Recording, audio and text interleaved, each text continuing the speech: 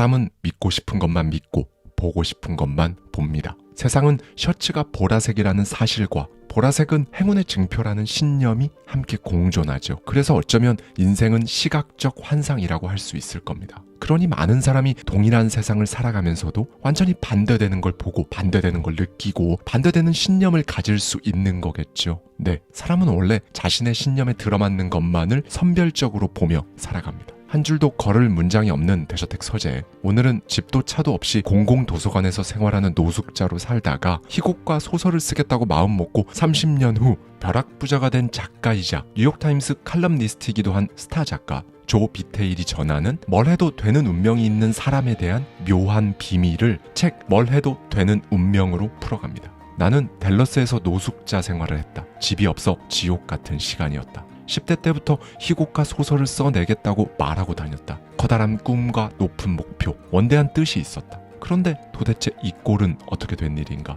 나는 공공도서관에 숨어 지냈다. 밤에는 도서관 앞 벤치에서 잠을 자고 낮에는 도서관에 머물렀다. 당시 600번 구역에는 심리학, 철학, 형이상학, 성공 처세술 분야의 책들이 꽂혀 있었다. 그 고전적인 개발서들을 몇 번이나 읽고 또 읽었다. 몇몇 책은 내 신념을 통해 현실을 재창조해야 한다고 상당히 직설적으로 말하기도 했다. 하도 이런 말을 듣다 보니 이런 의문이 들었다. 아니, 그렇다면 나는 무슨 놈의 대단한 신념이 있길래 내 인생을 노숙자로 만든 건데? 정말 깊이 파고들어 보니 나의 근원이라고 할 수 있는 핵심 신념이 존재한다는 사실을 깨달았다. 여기서 잠깐, 나는 한 사람 한 사람에게는 지금의 자신을 만든 핵심 신념이 전부 다 있다는 말을 꼭 하고 넘어가야겠다. 당시 나를 노숙자로 만든 신념을 들여다보자. 나는 야성의 부름, 울프 선장을 쓴 작가 잭 런던과 노인과 바다를 쓴 어니스트 해밍웨이 같은 작가들을 추앙한다는 사실을 깨달았다. 모두 위대하다. 반박의 여지가 없다. 심지어 우리 아이들은 이 고전을 학교에서도 배운다. 이들에게 깊이 영향을 받은 나는 실수로 그들의 라이프 스타일까지 본받은 것 그뿐이다. 알코올 중독에 때때로 목숨을 끊을 시도까지 했었던 잭 런던은 결국 40세에 세상을 떠났다. 어니스트 해밍웨이는 알코올 중독, 폭력성, 정신병으로 고군분투하다 스스로 목숨을 끊었다. 나는 내심 이렇게 드라마처럼 살아야만 위인전을 펴내고 작가로 성공할 수 있으리라고 생각했다. 창조적인 예술가 중에는 이 비극을 자초해야 성공한다고 생각하는 사람이 많았다. 그렇다. 이런 것이 바로 신념이다. 나 역시 내가 의식하지 못하는 사이에 자연스럽게 비극적으로 사는 삶을 생각해 왔던 것이다. 이것이 나를 운영하는 핵심 신념이었다. 이 깨달음은 나에겐 큰 충격이었다. 물론 유복하고 행복하며 건강하고 정서적으로 안정된 작가들도 존재한다는 사실을 분명히 밝혀야겠다. SF 문학의 거장으로 손꼽히는 레이 브래드버리 같은 작가들이 있을 것이다. 그래서 나는 그동안 나를 운영해왔던 그 신념을 완전히 바꿔서 오히려 행복한 삶을 살았던 작가들의 라이프 스타일을 본보기로 삼았다. 그러자 내 인생이 바뀌기 시작했다. 나는 완전히 다른 성과를 내기 시작했다. 그렇다. 마음을 정화하고 신념을 바꾸면 사람은 완전히 다른 결과를 얻는다. 당신이 그동안 살면서 신경조차 쓰지 않았던 한 가지 비밀을 말하고자 한다. 사람은 의식적으로 믿는 대로 움직이지 않는다는 비밀이다. 사람은 그 어떤 상황에서건 잠재의식 혹은 무의식에 심어져 있는 신념에 따라 움직인다. 이 신념은 우리가 탐색하려는 시도를 하지 않는 한 보통 겉으로 드러나지 않는다. 그렇다고 막 숨어 있다는 뜻이 아니다. 밀봉되었다는 뜻도 아니다. 그저 잠재의식에 달린 전등의 스위치를 켜야 한다는 말이다. 일단 눈으로 확인하면 그 신념을 놓아줄 수 있고 새롭게 다시 심을 수도 있다. 그러므로 나는 인생이 시각적 환상이라고 말하는 것을 좋아한다. 우리 뇌에는 거울 뉴런이 존재하고 이 거울 뉴런은 우리의 신념에 이끌리는 것들로만 짝을 찾아낸다. 칼 융은 이렇게 말했다. 이 세상에 존재하는 것은 우리 내면에 존재하는 것을 거울처럼 반영한다. 외부를 바라보는 자는 꿈을 꾸고 내면을 바라보는 자는 깨어난다. 그러므로 이 세상에 진짜 외부는 없다고 가정해보자. 모든 것이 내면의 작업인 것이다. 당신에게 보이는 외면의 모든 것을 당신은 무엇으로 보는가? 당신의 마음으로 본다. 마음은 어디에 있는가? 당신의 내면에 있다. 내면이란 무엇인가? 곧 신념이다. 만약 문제를 발견하거나 당신을 괴롭히는 누군가를 만났다면 실제로는 영화 한 편을 본 것이나 마찬가지다. 영화는 어디에서 투사되는가? 영상기 안쪽에서다. 영상기는 어디에 있는가? 당신의 내면에 있다. 그러므로 이 세상은 내가 보는 거울이라는 것이다. 그러므로 우리는 사실 각자 자기 자신을 무아지경으로 만드는 몰입의 세계에 발을 들여놓고 있다. 마치 내가 잭 런던과 해밍웨이를 자처했던 것처럼 스스로 자기 최면에 빠져 있는 것이다. 누군가는 최면이라는 단어 자체를 듣는 걸 불편해하겠지만 치과 의사들은 약물을 사용하지 않고 환자들의 고통을 무디게 만드는 용도로도 최면을 쓴다. 사실 당신이 생각해낼 수 있는 모든 곳에서 최면이 사용된다. 실제로 우리는 모두 일종의 최면 상태에 빠져 있다. 심지어 지금 이 순간에도 말이다. 최면이라는 말이 듣기 거북할 수도 있으니 좀 다른 단어를 써보자. 일종의 트랜스 상태이다. 정의를 좀 살펴보자. 어떤 일에 집중할 때 경험하는 현상으로 변형된 의식 상태 또는 초월적 의식 상태를 말한다. 예를 들어 재미있는 소설책을 읽다 보면 시간 가는 줄 모른다거나 전화벨 소리를 듣지 못하는 것은 바로 트랜스 상태에 빠졌기 때문이다. 마찬가지로 텔레비전이나 영화를 볼 때, 운전을 할 때, 무엇을 깊이 생각할 때 트랜스 상태로 쉽게 몰입할 수 있다. CNN에서 가장 오랫동안 방영된 레리킹 라이브라는 프로그램에서 내가 했던 말이다.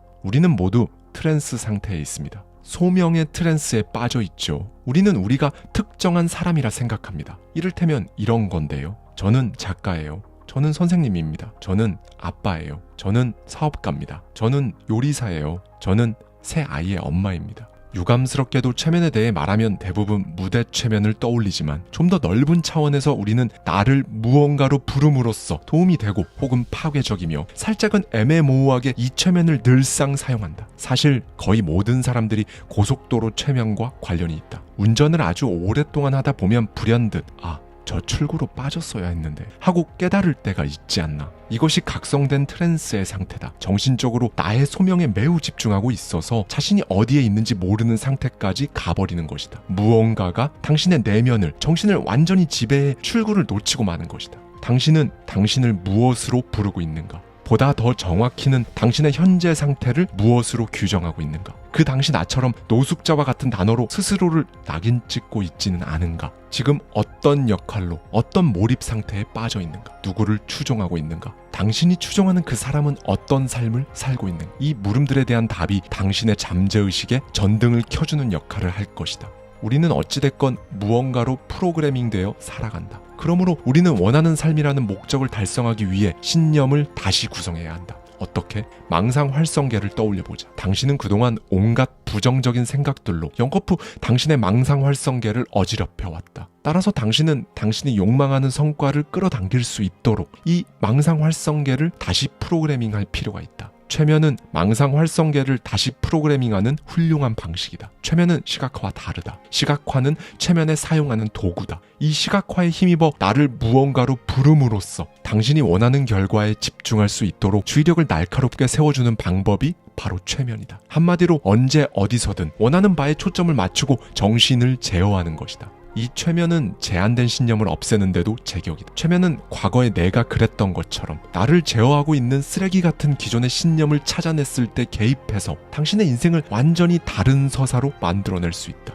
그러니까 신념을 내려놓으라고 스스로에게 명령할 때도 이 최면을 사용할 수 있는 것이다. 이런 걸 해줄 치료사도 필요 없다. 그저 내가 원하는 방향으로 나를 조종하는 것이다. 내가 너무나도 당연하게 나를 누군가의 어머니로 인식하는 것처럼, 나를 어떤 직업의 특정한 직책으로 부르는 것처럼 내가 가고 싶은 방향대로 내가 나를 조정해서 가는 것이다. TV는 우리를 어떻게 프로그래밍해야 하는지 안다. 우리의 마음을 사로잡는 이미지를 만들어 감정을 생성해서 그 이미지를 우리의 망상 활성계에 각인시킨다. 음악 역시 무의식적인 방법으로 당신을 프로그래밍한다. 나는 지금 이것들이 나쁘다고 말하는 게 아니다. 다만 더 맑은 정신으로 더 좋은 성과를 얻고 싶은 당신과 같은 사람들이라면 이 프로그램이 존재한다는 것을 인식해야 한다. 그리고 당신이 어디에 집중하고 싶은지 의식적으로 선택해야 한다. TV가 보고 싶다면 그냥 나오는 내용을 아무거나 보는 게 아니라 당신이 보고 싶은 내용을 직접 선택하라. 사람들은 가끔 대중매체를 보며 무의식적으로 실수를 저지른다. TV에 나오는 스토리를 보며 역시 인생은 저렇구나. 원래 다 그런 거지. 하며 잠재의식에서 결론을 내려버리는 것이다. 그리고 자기 삶에서 드라마를 만들어내서 TV에서 본 것과 동일한 감정과 흥분을 누리려 한다. 이것이 무의식적인 프로그래밍의 예다. 시청자들은 신념을 창조한다. 내가 노숙자였을 때 했던 것과 똑같이 말이다. 잭 런던과 어니스트 해밍웨이와 같이 자기 파괴적인 작가들을 흠모한 나는 무의식적으로 자기 파괴적인 사람이 됐었다. 그러나 그건 이제 내 신념이 아니다. 그 어떤 경우든 우리는 프로그래밍의 존재에 대해 알아차리면 그만이다. 프로그래밍은 최면의 형태이며 우리를 무아지경, 트랜스 상태에 빠지게 한다. 지금 당신이 몰입하고 있는 트랜스가 당신에게 도움이 되는가 아닌가, 그것을 가려내야 한다. 도움이 되지 않는다면 이제 그 트랜스 상태에서 깨어나 또 다른 트랜스로 옮겨갈 차례다. 도움이 된다면 그 상태를 즐기자. 당신이 원하는 것을 얻을 때까지 계속 나아가자. 자기 체면으로 돌아가 빙산을 떠올려보자. 의식적인 마음과 무의식적인 마음이 여기 있다. 의식적인 마음은 가장 높은 레벨이자 빙산의 일각이다.